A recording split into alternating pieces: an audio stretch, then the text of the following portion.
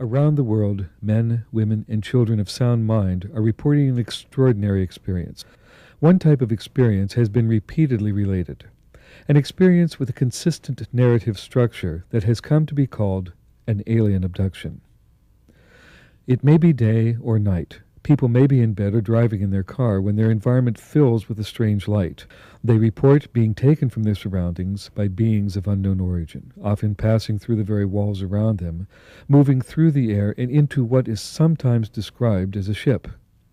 In this new environment, they describe the presence of beings of generally humanoid appearance, with transfixing almond-shaped eyes and thin, narrow faces, some of whom may seem almost familiar.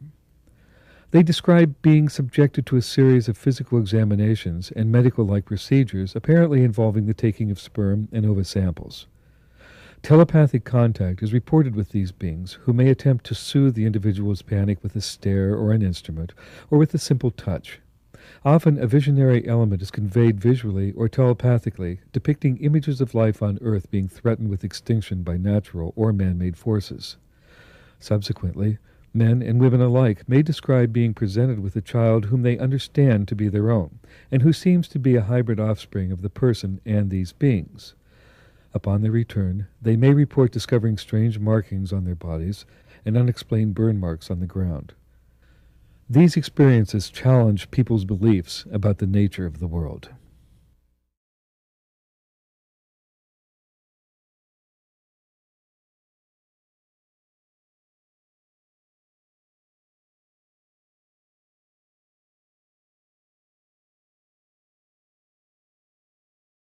Thank you. Good evening. I think of this as sort of our own little Berkeley Street X-Files. Let's call it the Alien Connection. It may be about good aliens or bad aliens, or real aliens or imagined aliens. I just want to be clear, I'm not a partisan. I think my job tonight is simply to catalyze the conversation, to keep it on track. It's most certainly not to be the arbiter in any way or the judge of whatever truth develops on the stage this evening. The good thing tonight is that our principal guests are both famous researchers and best-selling writers on the subject. My friend John Mack, as everybody here knows, is a clinical psychiatrist and a professor of psychiatry at the Harvard Medical School. He was also a celebrated writer before the whole alien abduction subject came into his ken. He won a Pulitzer Prize for his biography, no small prize, for his life of T.E. Lawrence of Arabia. The book was called A Prince of Our Disorder.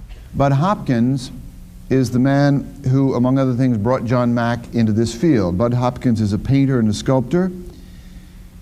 He was drawn into the abduction research field 20 years ago. By now he has tracked down 600 reports of these experiences with aliens. It was his seriousness and his good faith, as well as his evidence, that persuaded John Mack to take a harder look. And then it was the abductees, the experiencers, and their stories who convinced both of them in somewhat different ways, as we'll hear tonight, that something was going on here and that serious attention had to be paid. My question for John Mack and Budd Hopkins is beginning to end, what is your definition of the reality in which you think these things are happening?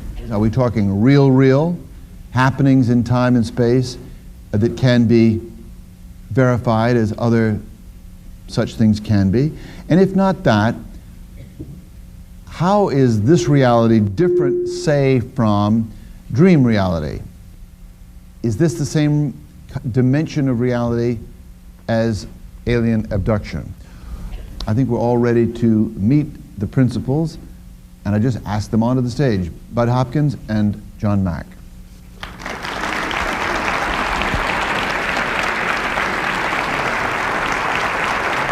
Good evening, Budd. Thank you. Good evening, John.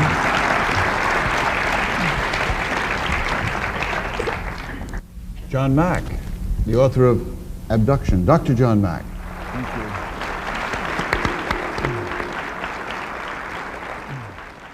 I want to thank Chris for taking this on and being willing to show up here in Boston and with a couple of disreputable characters like Bud and me, and shows his courage and pioneering spirit. I also want to express my appreciation to Bud for, I don't know if I really feel this way actually. I'm not so sure I am appreciative that he introduced me to this field. I mean, it's been a lot of trouble actually. But I have deep fondness and admiration for his pioneering role and spirit in this. What I'd like to see happen here tonight is that we really deepen some questions. I happen to be very interested in the reality question, or the ontological question as it's formally called in philosophy, and I hope to arouse and deepen your curiosity about all of this. Now what happened to me with Bud is that somebody asked if I wanted to meet him. This was the fall of 1989, and I'd never heard of him, and they said, well, he's this guy that works with people who think they've been taken by aliens into spacecraft. And I said, he must be crazy if he believes that, and this must be some new form of psychosis. Well, I had a couple of free hours, and I went to see him, and I liked him, and he seemed sincere. He didn't seem crazy at all. And he was telling me about people who were telling stories that they didn't believe themselves, that they were questioning. They sounded like pretty healthy people, which I've seen now worked intensively with about 130 of these people, is that the stories are consistent, they are described with intense feeling, appropriate self-doubt, they are shocked when they hear other people have had the same experiences because that tends to affirm that it's real. They have nothing to gain by this, and they don't seem to fall into any category whatsoever. And as I've gone more deeply into this, this is held up. Now, the fact that what they are describing isn't possible in our reality is not my fault. You then have a choice of trying to stretch what you might consider to be possible at that point. First, you have the event level element. Now, I believe overall this is a phenomenon of enormous complexity, meaning, and value for understanding of ourselves, who we are in the universe, and we're just beginning to grasp what this is about. So there aren't going to be answers here tonight, just deepening questions. First is the event level aspect. This is the sort of traumatic part, this mixture of subjective and objective elements that have to do with the intrusive, rape-like aspect for some people. The physical evidence is there. It's part of the picture, and it works together with the subjective evidence to create this picture. The trauma is not just what has happened, it's also what I call ontological shock. In other words, to the person having that experience, this is no more possible for them than it is for us. So we struggle together with that question. The second important element, in my perspective, is the information that occurs, and a great deal of this does have to do with the ecological aspect. In other words, the showing of the images, panorama of the planet destroyed, vast pollution, the earth destroyed on television-like monitors, through the eyes, in voice, in mind-to-mind communication by the beings, and this has an enormous impact on the consciousness of the individuals. And so much so that it affects deeply their choices in their lives, and I do believe this is not just deception, but I believe it's an important part of the phenomenon itself, and I see this in case after case. Next, you have what I call the spiritual aspect of this phenomenon. This is the sense that people have that they're somehow being open to source, returning to their what they call home with a capital H, the spiritual origin of all that is, and they feel that they are brought closer to that, and many experiencers feel that that's a fundamental part of this experience, that they're brought closer to the depth of being, the Godhead, whatever you want to call it. There's different language for this. Here's one young woman's way of describing this. She said, I think Source's purpose for letting that happen, that is allowing the aliens to come, is to bring back memory of us, of Source, to empower ourselves. I think it's almost like a baby going from crawling to walking and realizing that I am. That's what I think Source's reason for this, I am. And a fourth element, which is, again, something where I think Bud and I differ, is the relationship between and there is not one type of alien perceived. The most common of these grays with a big black eyes, which I'd never heard of when I started this work, but there are also various other kinds of beings. And Budd sees the relationship as cold and different. In his autobiography, which he's sharing with me, he wrote at the very first page, he said, "The mystery of those cold creatures who have come here from God knows where, subverting our truths and violating our planet." Well, there is that element in the beginning, but in my experience, if you work with the terror with the person, you work with the mystery, you have them sort of put the nose of the prow of the self into the phenomenon, that it does transform, that it does become more spiritual, that growth does occur. And sometimes there can be this, not just this sort of transient sense of loving connection that is manipulated, but some deepening bond that lasts throughout this relationship across these dimensions, and that this is a very deep, powerful phenomenon. Why is there so much resistance to accepting, or at least realizing what's going on? And I think at the heart of this, even more fundamental than the terror of the helplessness, the lack of control, we know that it represents that, and people are afraid that they can't protect their children, and that this is a kind of intrusive, overwhelming kind of phenomenon. But I think even deeper than that is this ontological problem, in that this absolutely defies our categories. In other words, if we are, if our worldview is one that can master knowledge through experiment, through the methods of basic science, this doesn't fall into a category that allows us to do that. It crosses over. You can't locate it. It is both physical and it is as if in another dimension at the same time.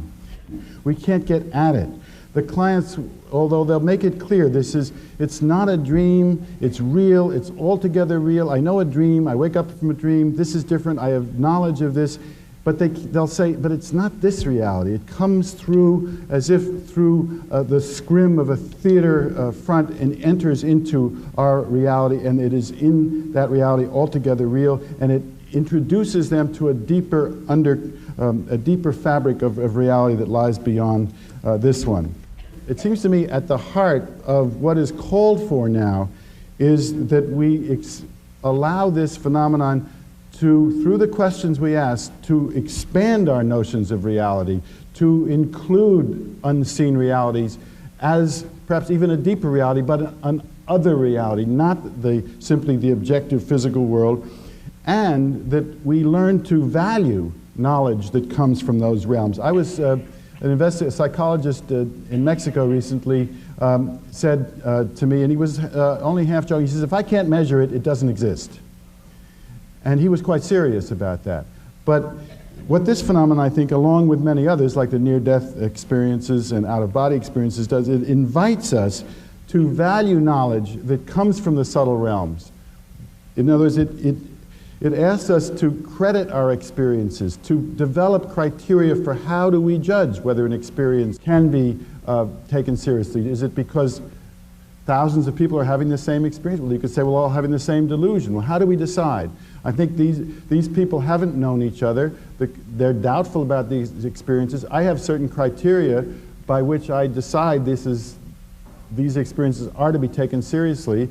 It goes along with the physical evidence. It's that combination, but we don't have a methodology yet. And I think I'd like to close with the point that I don't think that this phenomenon is going to be proven. In other words, I think that the deepening of our understanding and knowledge, the expansion of ourselves in relation to it and other similar phenomena is going to occur by crediting and allowing other ways of knowing about reality. In other words, expanding the way we know and what we credit as important. I don't think it's going to yield its secrets to the frameworks of proof that we have developed to apply to phenomena that are purely in the material world. Thanks.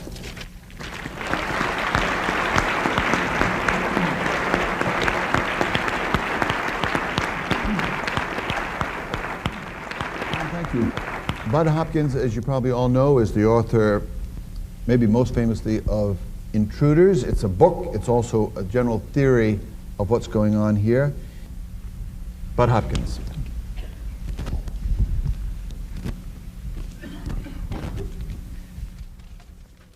I am very pleased to be here and flattered to be here, and I would like to express my appreciation to John and to his associates and to Karen and those who planned this. I would just like to also say something about my respect for John Mack, for his courage, for the difficulties that he's undergone in bringing a very unconventional subject to the attention of a university that perhaps is overly frightened by something as new and dramatic as this. But I think any human being in this room would have to admit that if the UFO phenomenon is occurring, as the report suggests, it's the most important event in human history. And if that's the case, I don't think any institution or organization is being very wise to oppose the investigation, the serious investigation of such a phenomenon. In order to discuss this intelligently, we must know that the data we're relying on is reliable. The data is solid. The data, of course, comes mainly from the reports of the people who've had these experiences, plus a whole range of attendant physical evidence, which I don't want to go into at this point. Now, what do we know about the UFO experience in terms of the reliability of what the aliens say? And I use the word aliens for want of a better term. The first thing is that the aliens are extraordinarily deceptive and operate in a covert manner. There was no doubt about that. There is no possible way that anyone who's looked into this phenomenon can say anything to the contrary of that, simply because we have a whole history of what we have to call screen memories, when the UFO occupants make us see things that are not there in order to hide the way they actually appear. The way the memory of the experience very, very often has been stolen from us, which is not only an act of theft, it's an act of deception, and it can't possibly really be defended so far as I'm concerned. Now, there are all kinds of wonderful stories to illustrate this sort of control that they can have over our perceptions. I was working with a woman once who was recalling an experience. She's on the table inside a ship. There's a physical examination taking place. It's extremely painful, demeaning, and so forth, and she is not only enraged and furious, but she's scared to death and she's undergoing pain. And the head alien, as we know from these accounts, often happens, walks over, puts his hand across her forehead, and she said the pain disappeared. She felt waves of the most profound love she has ever felt in her life. She said she would sacrifice her own children for the love that she felt for this being. It was just beyond anything she had ever known. No pain, no anger, and total love. He walked away from her, took his hand away, of course. The pain came back.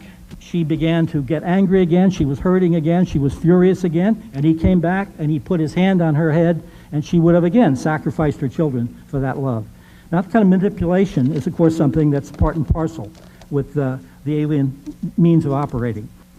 At any rate, this kind of deception goes on and on. People have been made to feel that they were themselves aliens in an early life, made to see themselves as if they have alien hands and so forth.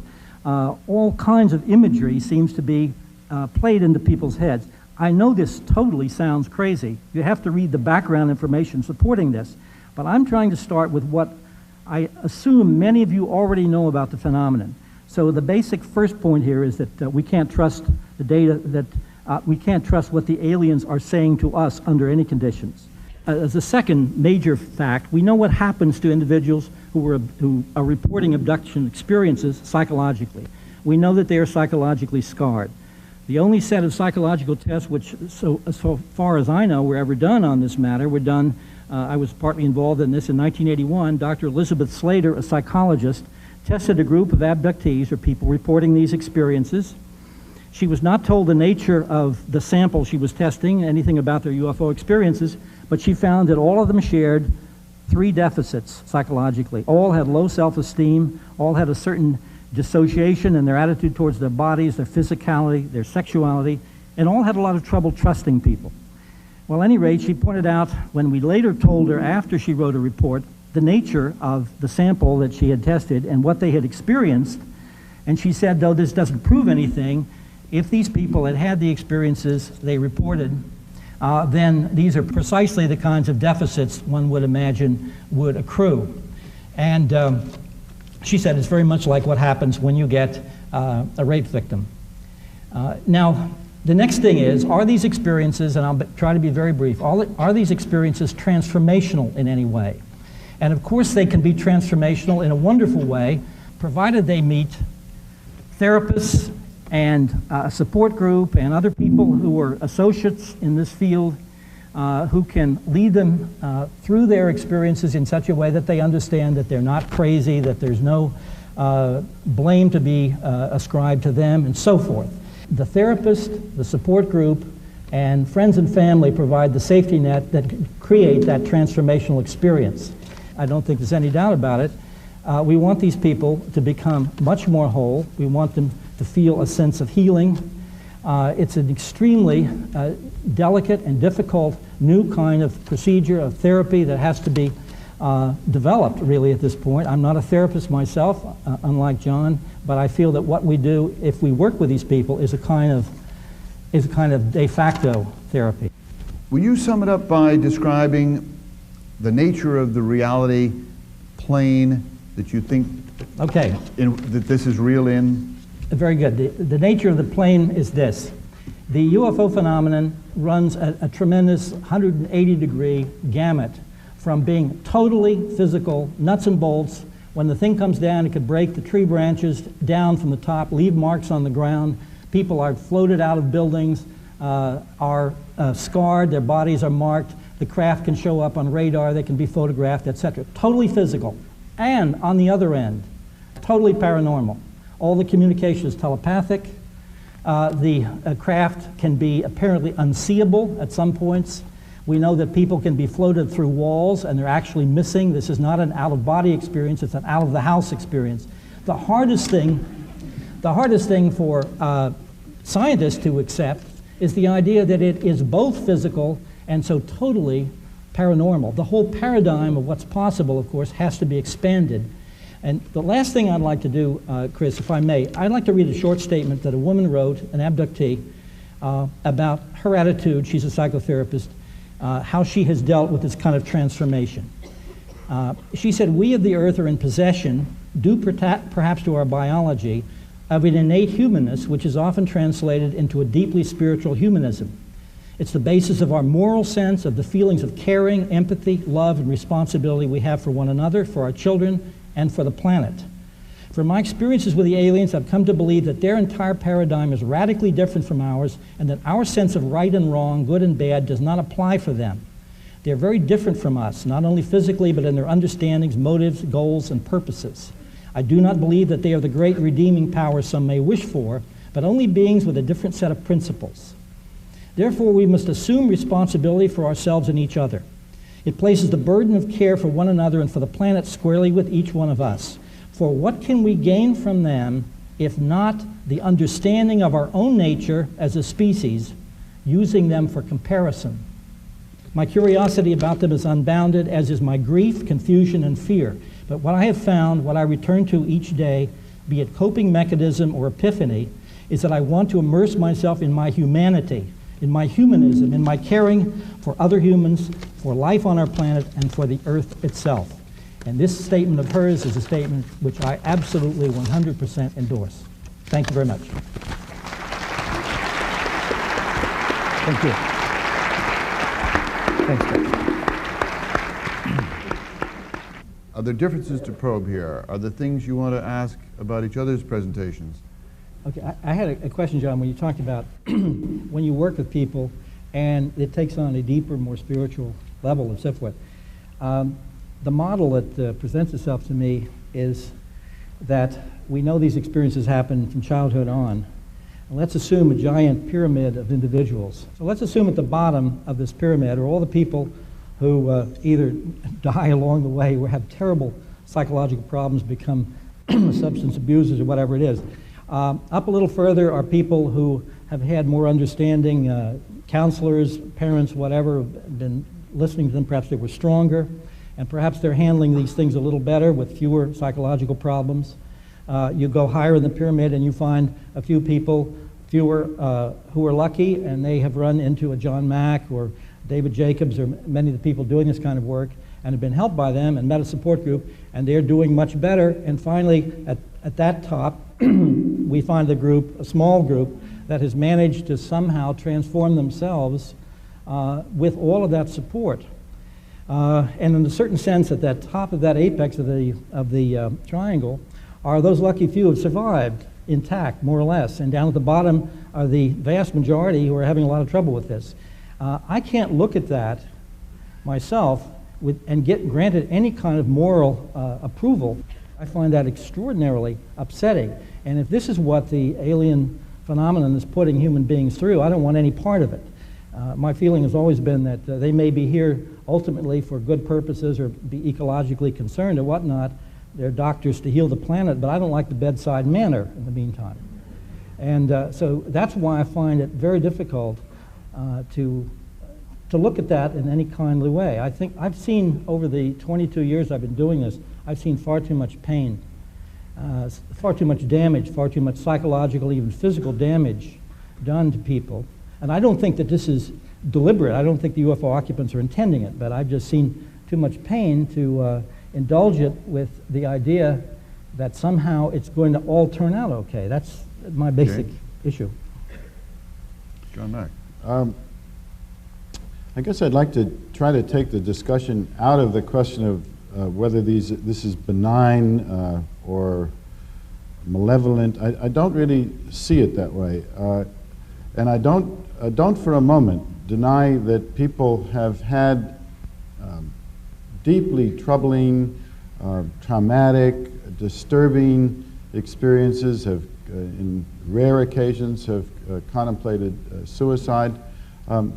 There's an irony here in a way, Bud, because I'm supposed to be the psychiatrist here, right? I'm supposed to see the really troubled, disturbed people, and it almost seems as if you're seeing the worst cases from the mental health standpoint, and I'm seeing the kind of more sort of seeking ones, which may have to do with who we are and how we work and what goes on. So I don't want to get into, I don't want to give the impression that I think this is, as sometimes I'm quoted as saying, this is all sort of good and it's enlightened and it's all going to turn out for the better and it's simply godlike. No, this is highly traumatic for many people. It is deeply disturbing. First of all, it's traumatic in simply the helplessness being taken against their will. It's traumatic because this is still not acceptable in this culture, so people are isolated. They can't talk about it. They don't get sympathy like they would for more generally considered forms of abuse. Alien abuse is not something that you can go talking about with even with your parents and colleagues, although this may be changing some. Then it is ontologically traumatic. This just can't be. It shocks everything people believe about the world. And then finally, it isn't over when it's over. It can recur at any time, or parents are troubled that they can't protect their children. All that is true. But at the same time, I don't find that the people that have these experiences, they tend to be way over on the healthy end of the spectrum of people that I've seen. I mean it in terms of their ability to handle it, the fact that a little goes a long way, that they seem to be able to integrate it with a minimum of help, that they often will feel themselves part of some life-giving process. It's not simply traumatic, and that if they stay with it, the whole quality of the experience changes. The quality of the relationship with the beings, again in quotes, changes. So again, I don't want to leave the impression that I don't know the suffering that goes on, but something else occurs Can I ask as you you both work a with question, them. Yeah. starting with Bud? But you started by saying that if the UFOs are real, this is the most important event in the history of the species. Big if, but it's a plausible conclusion. However, I find it somewhat, you've got the telescope pointed in the wrong direction here. You talk about wanting to help heal the people who receive the message. That seems to me utterly illogical in terms of your premise that this is the most, if it's the most important event in human history, if we're getting a message from someplace else about the fundamental nature of reality, I mean, to be blunt about it, who cares that it hurt a few people on the way? What about the message? What is the message? How do we know it's true? You know, what's the story here? If it's important, if they're real, and this is the most important news of human history. What the hell is the news? Well, of course, the reason we do investigations is to find the answer to those questions. We're in the middle of an investigation. I'll be the last person to sit here and say, we know the answers to those questions. What is going to happen? We don't know what the end term is, so I'm urging an investigation into it. It's kind of amusing, as John probably knows, that there have been several different people who we've both been seeing. And one young man said to me that, he said, it's funny, Bud, I come to New York to see you when I need to feel stable and grounded, and I go to see John when I need to feel excited and uplifted. And we could just end the evening right there. Which I think that's funny, considering that I'm the artist and he's a psychiatrist here. I think there's a mix-up there. But the point is, obviously, I work with people in terms of a certain attitude of triage. Whoever's bleeding the worst gets seen first by me. As you work with them and as they come to see this and so forth, then the spiritual interpretation comes in, then they feel better about it, but that again is due to John's intervention. What you have to ask yourself is, if these people have been dealing with the aliens on their own for 25 or 35 years or whatever, and they're devastated, and there's a final, ultimately very good outcome, then I think John should get the credit, not the aliens. Well, there's something a little weird going on here, because I come from a very secular, rationalist background. You know, people, well, this is John's sort of religious, spiritual viewpoint, or seeking, or whatever. That's not how at least not how I saw myself growing up. I saw myself, my father was an English professor, very academic. The whole notion of God was rather treated as, we know better than that. That's we read the Bible in the household as purely as literature, not as a spiritual document. Now you could say, well, I had this sort of hidden hunger for spirituality, so that it emerges. But I was very slow to see this phenomenon in those terms. My sense is I learned this from the people, not that I brought that to them. Your whole sense, as you said, was that this is a kind of information that defies our basic categories that we think in. Certainly, you in the medical scientific world. I got to say, I'm struck that this is extremely familiar in terms of the categories that most of us live in. You say it's counterintuitive, but the images of aliens that people report to you are very familiar stuff on television, in popular movies. What if these things aren't really counterintuitive or countercultural at all, but they're basically the oldest myths of humanity, just reappearing in fresh form? Well, there are 1,000 reasons why that's not the case. And it has to do with the fact that UFOs were studied first by the Air Force as a Nazi secret weapon during World War II.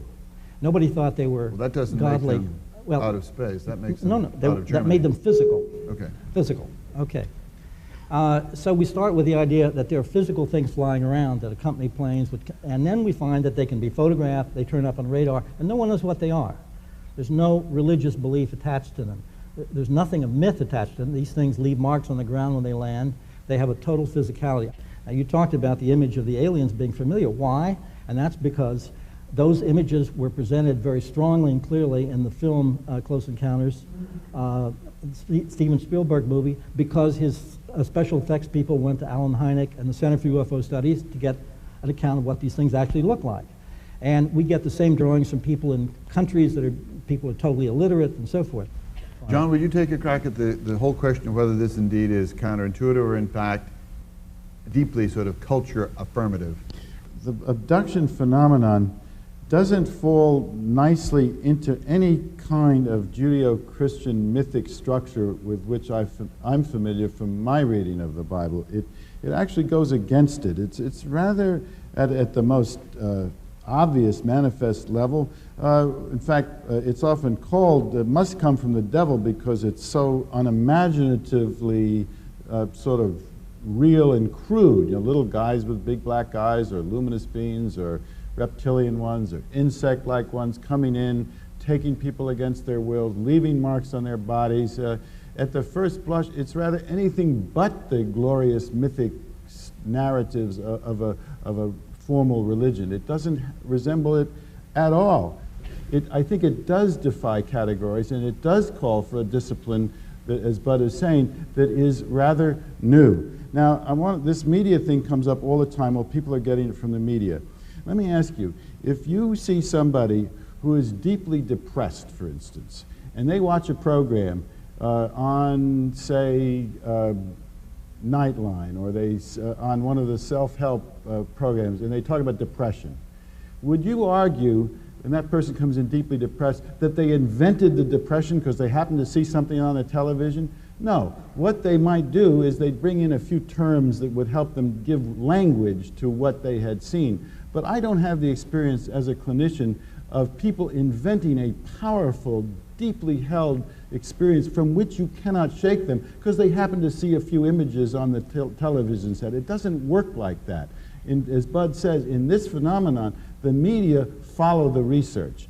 Somebody once said to me, oh, this whole abduction phenomenon it's like a cult. And I said, it's very interesting to bring that up because this is the precise opposite of a cult. A cult, like, let's say, the Reverend Moon or something like that, is all beliefs and no miracles. And we're all miracles and no beliefs. Because we literally do not know what this entails, what is going to happen next. We don't know really the physical nature of this. We know it has totally physical properties, at least some of the time. It is the basic thing is that all of humanity, I think, wants to put this phenomenon into the gods or devils category. We have the old paradigm is that there are demons out there and there are godlike beings out there, and this, by God, we're going to make it fit. Hey, and it doesn't fit. We're going to end up agreeing and fighting with him. It doesn't fit. Yeah. It's okay. Good. Let me just say, this is the point on the connection. We'd go to phone calls, which is to say, go to Linda in Woburn. But we're going to ask people to, if there are questions, and I hope there are, or brickbats or experiences or whatever, would like you to feel free to join the conversation. On this mic, please. I want to ask for you to kind of summarize and synthesize from the reports that the abductees tell you of the behavior of the aliens, what the motivation and the modus operandi of the aliens seems to be. From what I know of it, it seems as though these are scientific expeditions that treat the abductees like we treat laboratory animals, and partly breeding expeditions, which again treat the people they gather as sources of biology rather than feeling creatures. Can you add to that casual impression of mine? After all, you said there were 600 cases. What does it sum up to be? Well, good question. What you've been saying, of course, I 100% concur with. This is, people do feel like they're a laboratory specimen, involuntary specimen in someone's ongoing experiment. And the breeding issues and so forth, their interest in human DNA and so forth, all of this is part and parcel of the reports that we've gotten from around the world. But I think there's another issue that's also interesting. They are extraordinarily curious about human emotions, our interior life, an emotional life that they don't seem to have themselves.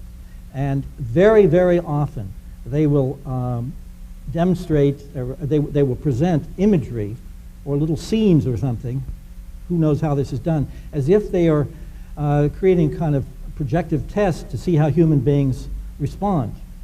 Many human beings think that, many abductees think that when they're shown things, it's predictive, it shows the future. But essentially, it seems more logical, although who knows, that rather than predicting anything, they want to see our reaction. For instance, as John said, they'll show us images of devastation of the earth. They might be extremely curious to see how we respond to the idea of a damaged planet. They seem to be very, very curious about how human beings relate to one another. They seem to be at the most basic human level. They're most interested, it would seem, in all the things that make us particularly human. They're not interested in our water supply or our atomic weapons or anything like that.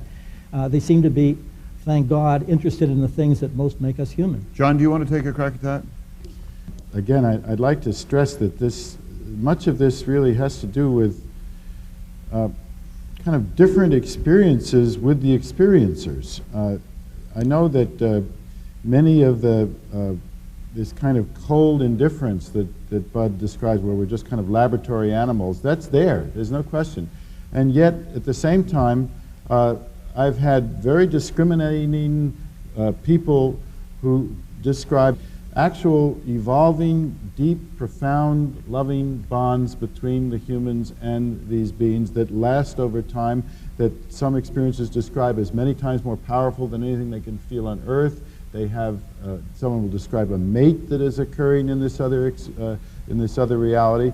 And again, in my experience, this showing, for example, of apocalyptic scenes of devastation of the environment, of the earth, of the pollution, is not simply to test our reactions, but is a kind of desperate effort to communicate something about us to ourselves. It is not apparently the way the universe works that we're going to be saved as people. Well, why don't they save us if they can see all that? Well, it doesn't work like that. It works to open up our consciousness in some way to what's going on. Now, I have a funny feeling just here with you, and that we're going to have to go further with this ontological question, because we're slipping from into a kind of literalism about this. One of our most fundamental categories is this inside, is it outside, is it us, is it them? And even that category is up for questioning, it seems to me, in this phenomenon. Back to the callers, please. I just feel if the flying saucers exist, we stand to lose a lot more by not taking them seriously than we lose by taking them seriously should they prove not to exist. And it's a really shame on all of us that we don't take it very seriously. Very good. Please. I just have a brief statement and a question. First, I'd speak for myself, and I believe most other people here. We thank you for your courage in bringing this topic to the mainstream. And my question is this. You folks seem to be examining this issue on a psychological level. Have you given any thoughts, or have others that you're aware of given thoughts to why these individuals are targeted for abduction on a physical level, DNA, or chemical? Thank you. I have seen nothing that I could pinpoint that would suggest a particular person has been abducted, other than we do recognize that children of abductees are likely to, at least some of them, be abducted as if a particular bloodline is being studied, but we don't know why that particular group. I have people from all races, people from the Orient, from the West, from South America, North America, from Europe. One of the most recent people I've been working with had all of his experiences in Israel, abduction experiences. It is an international, global phenomenon, and there's no way that anybody has been able to figure out anything that would suggest why particular people are targeted. But we do know the psychological damage is pretty similar no matter where the people are abducted. Fair question. Please. Hi. It seems to me that there's two issues here. One is the detail of how these abductees are abducted and what the motivation or goal is of the aliens, but I don't really know if we can ever know that answer and can actually distract from the bigger question, which is this changes our whole world view, and it changes our way of interpreting reality. And I'm wondering from John, you keep bringing up the issue of our the ontology of it, and what is it that you want us to take away from this evening of how, since we're agents of interpreting life, we can't, there is no objective reality. It's us as interpreters. So what do we take away from this evening that is part of your understanding of this experience? I suppose it's curiosity to ask, to deepen the question, to perhaps to be open to the idea that there may be other realities, that this Grand Canyon we've created between the so-called other realms, the fourth dimension, the subtle realm, the implicate order, that world is not forever separate from our world, that there are people that, I'm not saying that it's separate for all of us, but for what we've been using this term mainstream. In the mainstream reality, that world is the world of the subjective, it's the world of myth, it's the world of religion, but it doesn't show up. It isn't supposed to cross over and manifest physically in our world. And when it does do so, then the person who says it's physical will say, well, the evidence isn't good enough, or it isn't real. That barrier, those domains are supposed to be separate. And I guess one of the things I'd like to have this evening create for us is that those are not separate domains, that there is interchange, that it can show up physically. Bud says, well, it's how much it takes to convince somebody. I don't think the physical evidence by itself is going to give us, it's not going to give us a smoking gun. It's inviting us to stretch to reach it. I sometimes call this an outreach program from the cosmos to the spiritually impaired. In other words, it is cracking our consciousness to open to the fact that there's a vast range of realities out there that we can experience if we can crack this shell that we've created through the constrictions of our mindset. Yeah, I'd like to add something to this in terms of what we would like people. When I work with people and we're doing, say, a hypnotic session, and they're in the middle of the experience, perhaps they're on an examining table and they're reliving it, I will say to them very often, just as a kind of therapeutic device, if you could speak to the aliens right now, what would you ask them?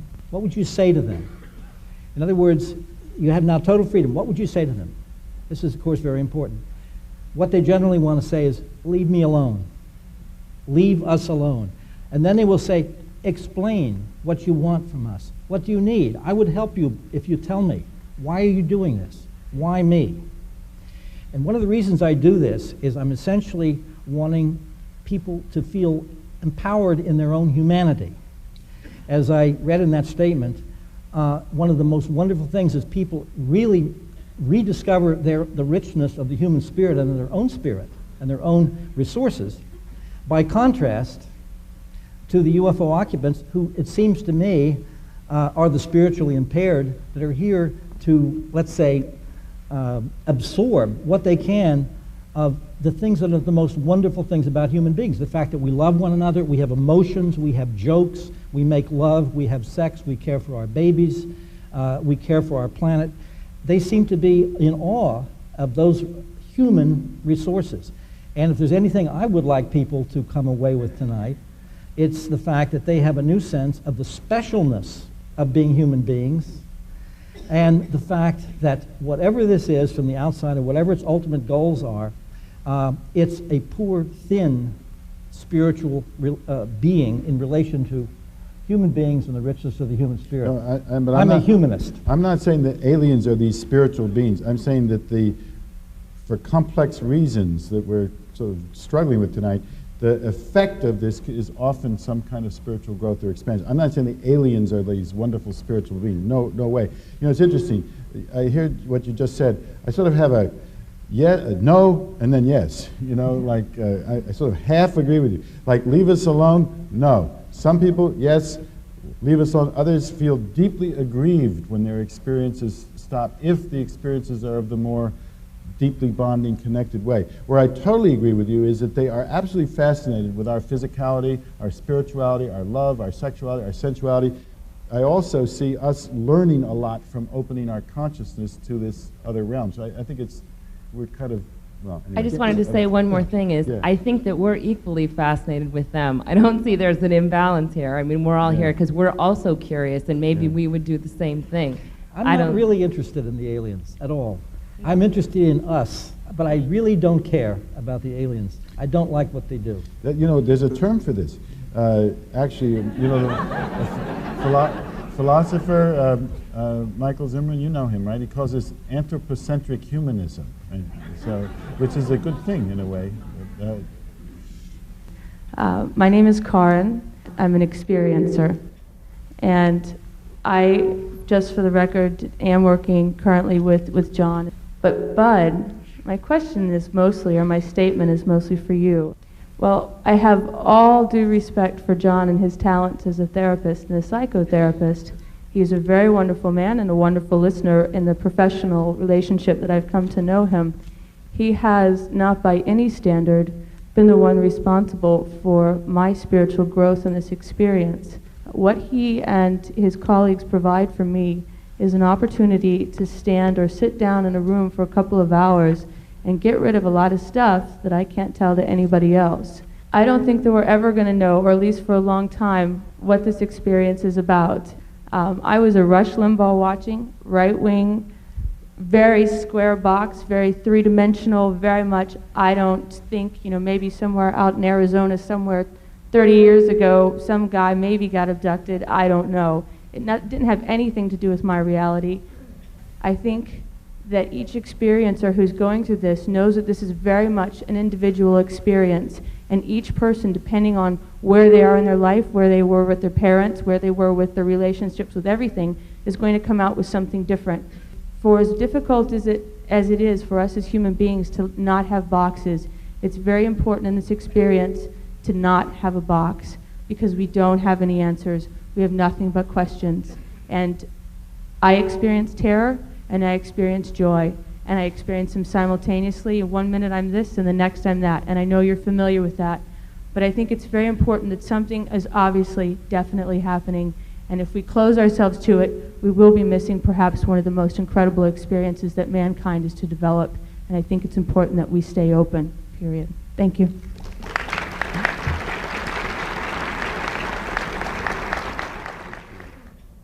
And I know that you, Bud, and I think, John, you also realize that there was a long research tradition in ufology before Bud opened up this field of abduction studies in the early 80s.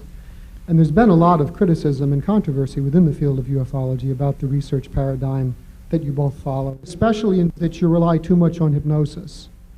John, do you want to comment, particularly on the hypnosis question? Well, I've tried to sort of demystify the hypnosis question. There are traditions in hypnosis that go back to Mesmer, which has sort of theatricality related to it, the deep trance, a person lying down, a certain kind of power the hypnotist has over the person, the idea that they're being suggested to. And these traditions die hard, and it maybe even the practice of them dies hard. What I try to do is, I don't even use the term anymore. First of all, the great bulk of the information I get is from ordinary, what is called ordinary conversation, not from hypnosis.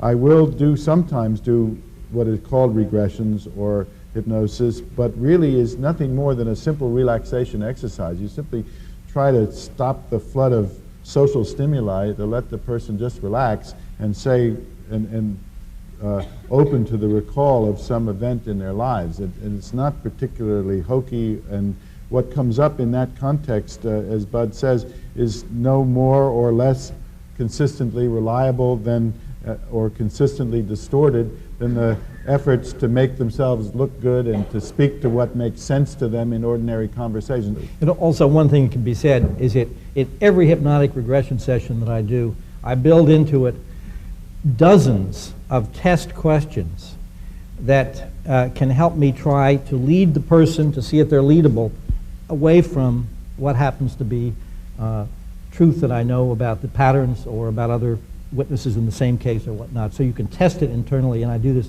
consistently. Please. Please. Have you looked into any of the so-called channeled writings or telepathically received information? Oh, boy. My issue of sometimes I've had people begin to channel a couple of times, and typically once a woman began to channel, and she started speaking in a very strange voice, and she was sort of an alien from wherever. And I, of course, did what I usually do in a case like that, and I said, this is very important. I need to know this. What can you tell me about the UFO base in the waters of Lake Oronoko, which I had just made up as a name? That wasn't the name, whatever it was. And she gave me a full account of the base down there. Every channeler will tell you, don't listen to the other channelers. You know, I've got the truth. I think we have to be extremely careful dealing with that. I really don't. I don't use channeling because I have enough trouble already, okay? But I'm not But I think we need ways of trying to decide how to use that information and be critical about it, because we don't have any way to access whatever that other, if it is an other intelligence, is. How do you evaluate? For example, if the person is channeling something that you can show that there's just no way they could have known that from their Earth reality, that's interesting. But people don't usually take the trouble to establish that. I'm really grateful that the three of you are here and Pierre has gotten us all together, because I think this is just certainly stretching my mind a lot and really interesting. And one of the things that just keeps coming to me as a theme is I notice the way I keep going back to wanting to find the answer and figure out the thing, and it seems like that's a theme that we keep coming back to in different forms, like who are these people, why are they here, what's their goal, what are we supposed to learn from them? If there were a being of some sort coming from somewhere other than the Earth that wanted to do a reconnaissance and get to know these two-legged creatures on this planet, if they came with this idea that they were going to find out the answer about these two-legged creatures and what they're about, and they sent a little committee, they'd probably have a debate much like this one, where they'd be going, well, what they're really about is they're really about something they're calling science and some sort of study, and somebody else would say, no, they're really about using everything up there as fast as they can, and somebody else would say it's all about emotions, and maybe those people out there are at least as diverse as we are, only more so, because they've got these interdimensional awarenesses that they're kind of knocking on us and saying, hey, but there's more. You can do this too. That's not exactly a question, but I wonder if... well, I'd just like to... It's more a comment. That state of sort of uncertainty, confusion, stretching questions is kind of like what I would have liked to answer to the person that asked what I wanted people to get out of the evening, is to have them sort of end up where you are right now, you know.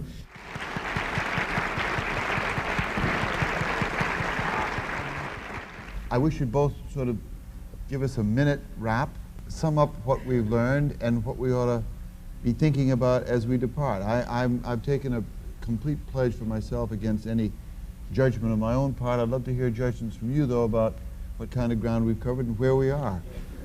In terms of what we've accomplished tonight, I think one thing is that we've shown that in terms of the raw data, John and I really have exactly the same kinds of material presented by the populations that we've worked with over these many years. I think that the basic difference comes in terms of the interpretation, the spin put on the experiences. And I think that in general, I suppose John is urging a greater curiosity on the part of the people he works with about the aliens themselves and about what their intentions may be, and the whole issue that he's mentioned about ecological concerns and so on.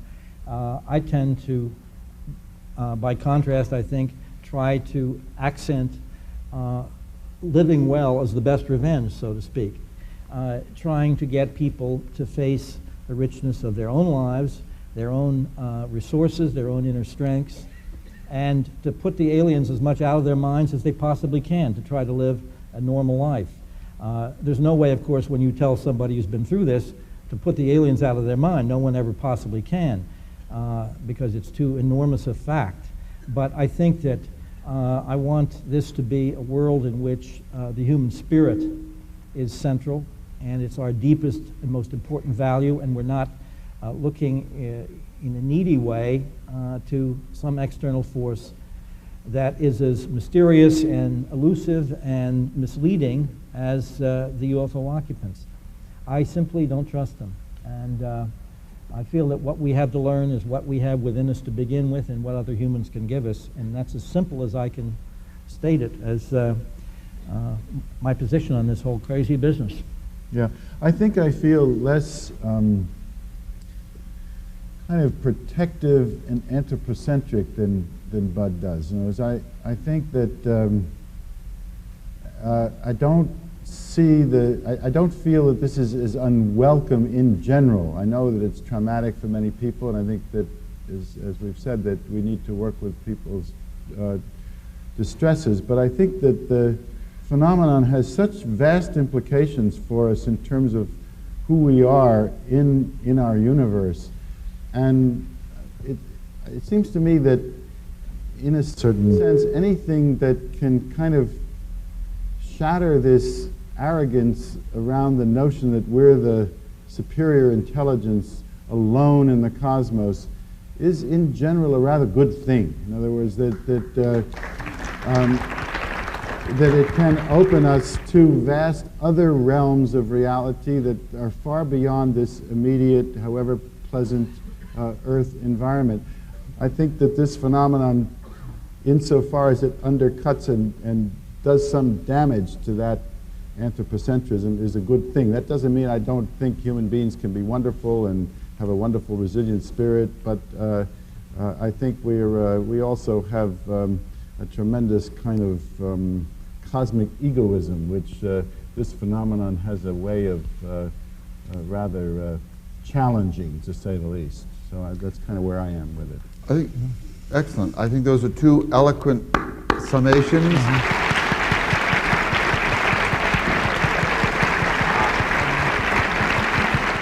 Question here, please.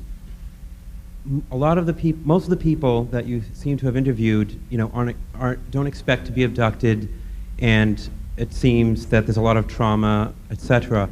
What about people like me who sometimes feel like, hey, I might want to meet an alien? Have you ever interviewed people like that? Are there any people that you've interviewed that have actually wanted to meet them? Yes, but I've never been able to arrange it for anybody.